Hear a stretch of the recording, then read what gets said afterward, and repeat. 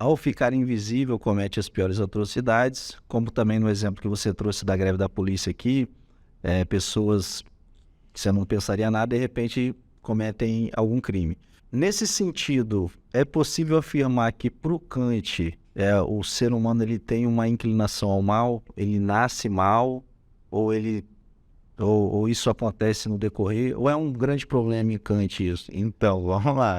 Você colocou uma questão Fundamental. nossa, essa questão aqui é a questão.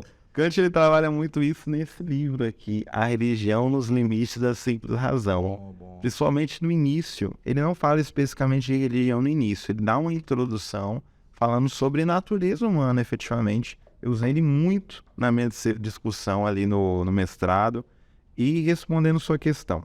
O Kant, ele tem uma primazia do bem, ele diz que existe uma disposição para o bem na humanidade. Essa disposição para o bem, ela tem sua realização principal na racionalidade mesmo, que é o que vai apontar o que nós devemos fazer, o certo e o errado.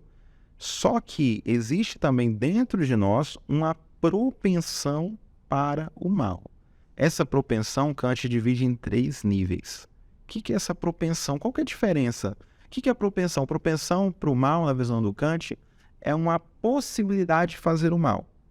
É uma possibilidade de fazer o mal que aí, conforme o ser humano ele vai por esse caminho, ele vai se desenvolvendo para o mal e as coisas vão ficar piores. Por exemplo, Kant diz, imagina uma pessoa que tem propensão para coisas inebriantes.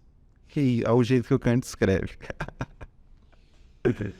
Por exemplo, o Kant escreve isso nesse livro.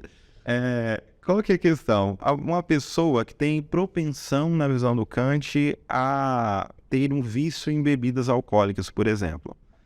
Agora, enquanto a pessoa nunca experimentou, tá ok, mas no momento que ela experimentar, essa propensão vai gerar uma inclinação forte, que aí vai ser mais difícil de ser vencido. Mas qual que é o ponto como que o Kant divide essa propensão? Em 3 níveis. Vamos ver se eu lembro agora, né? Lembrei. A fraqueza, a impureza e a malignidade. 3 níveis de propensão para o mal. Vamos lá. O que é a fraqueza? É o menos pior. Por mais que pareça pior do que o segundo, e a gente vai entender o porquê. Aí gostei dessa questão. Essa questão foi boa. A fraqueza é o seguinte. Ele usa até um exemplo da Bíblia e usa um exemplo que Santo Agostinho explorou muito bem. E Paulo explorou muito bem antes de Santo Agostinho ainda, né? Que é a ideia, a fraqueza eu quero fazer o bem, mas não consigo. Esse é o primeiro grau de propensão para o mal. A pessoa, ela tem uma intenção boa, só que ela não conseguiu fazer o bem, e aí depois ela acaba se arrependendo e sofrendo por causa disso. Por exemplo, Anderson, você tenta ser uma pessoa fiel, mas você não consegue. Você caiu, você tropeçou. E aí você se sente muito mal pelo que você fez. Você pensa, nossa, não deveria ter feito isso. Você fica extremamente mal. Na visão do Kant, isso foi a fraqueza. A gente pode chamar, usando o termo grego, né, a acrasia, essa coisa de você quer fazer uma coisa, mas você não consegue dominar a sua própria vontade. Esse é o primeiro grau de propensão para o mal.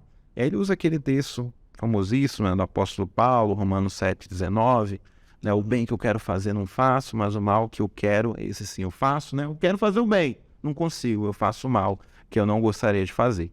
Só que aí, veja, o segundo grau tem muito a ver com o que a gente estava discutindo agora, que é o da impureza. O que é impureza? É quando você faz o bem, mas sua intenção não é pura. A sua intenção, o jeito que o Kant coloca, os mobles, as coisas que estão te movendo para você agir, estão contaminando, você está tendo outras coisas, outras intenções. Um exemplo clássico disso é o que o Kant usa na fundamentação da metafísica dos costumes, a questão do exemplo, ele usa 2 principais, a questão dos atos de caridade. Vou usar o primeiro, eu vou utilizar esse aqui que é mais tranquilo de entender. Imagina, ato de caridade, poxa, é uma coisa maravilhosa, boa de fazer. Só que imagina que uma pessoa faz um ato de caridade porque ela quer fama, porque ela quer ser bem vista. Por mais que exista uma coisa boa nessa ação, por mais que ao olhar do outro essa ação seja boa, existe ali uma impureza. Essa pessoa não está fazendo certo pelo certo. E olha só que interessante, esse segundo grau, do ponto de vista de quem observa, do ponto de vista empírico, ele é menos pior do que o primeiro. Não é verdade? Porque o segundo grau, ele produziu uma coisa boa, por mais que a intenção não seja boa. O primeiro produziu uma ação ruim. Só que o Kant, ele diz que o segundo grau, ele é mais perigoso porque existe essa corrupção na intencionalidade.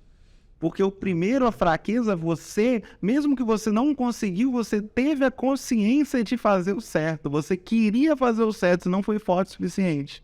Entende? Agora, na impureza, você não teve mais essa intenção. Você fez uma coisa que é até boa, mas sua intenção já está corrompida. E se sua intenção estiver corrompida, acabou, é o problema, é o grande problema. Porque agora você fez uma coisa boa, foi um ato de caridade por uma motivação egoísta. Mas em outro momento, essa motivação egoísta vai te levar a fazer coisas ruins.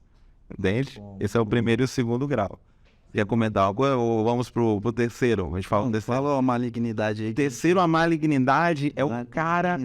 Isso. É o cara que faz o mal, tendo noção e colocando o amor de si, o amor de si próprio acima do dever mesmo.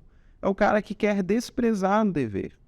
Então, por exemplo, malignidade, usando o exemplo da traição, imagina, aí dá para comparar o primeiro e o terceiro. Primeiro grau, você teve a intenção de fazer o certo e não conseguiu. O terceiro grau, você sabe o que é o certo, você sabe o que você deveria fazer, mas você escolheu não fazer. Você não se arrepende aqui do mesmo jeito. Ainda existe até um certo arrependimento, não um arrependimento, mas um certo remorso que vai ser gerado em você, porque na visão do Kant, essa voz que é a razão dentro de nós, essa consciência moral, essa Gewissen, né, o que o Kant, ou o termo em alemão Kant utiliza, você não consegue silenciar.